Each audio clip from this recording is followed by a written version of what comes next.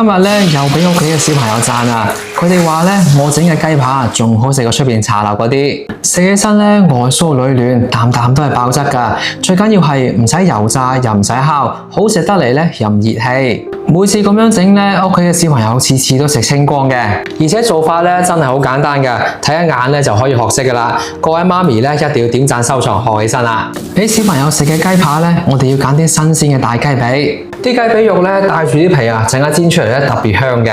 我哋揾鉸剪咧順住啲骨頭啊，將佢解開，再貼住啲肉咧，將佢慢慢咁剪落嚟。咁樣嘅雞髀咧就好完整噶啦。再喺肉上邊有筋膜嘅地方咧，解翻幾刀。咁樣醃嘅時候咧，佢就更加之入味，而且煎嘅時候咧，佢又唔會縮埋一嚿。下邊我哋醃味先啦，加翻幾片薑、幾條蔥，劈劈啲腥味，再加一殼生抽提提先，再擠翻半個新鮮嘅檸檬汁。檸檬咧唔單止可以去腥啦，仲可以等呢個雞髀肉咧寫身更加之嫩，同時咧增加翻啲果香味，小朋友咧更加之中意食。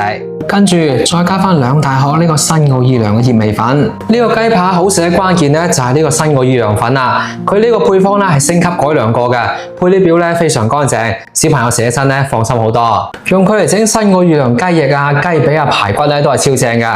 我將佢放喺視頻嘅裝下角啦，中意食新奧爾良口味嘅一定要去睇睇。最後加翻2殼生粉入去，戴翻個手套將佢揸勻。等雞髀肉咧裹滿晒啲醬汁，醃翻佢10分鐘左右，咁就 OK 啦。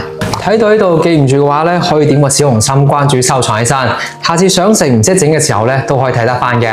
下面可以開始煎雞扒啦喎，我哋喺平底鑊入邊加少少油就可以啦。我哋先煎有雞皮嘅呢一面，等呢個雞髀咧快速咁定型，全程咧用中細火慢慢咁煎，中途咧反面佢，如果唔係咧黐咗底啊，另外一面都未熟嘅。大概咧就煎個7到8分鐘左右，煎到啲顏色金黃咁樣咧，咁就差唔多噶啦。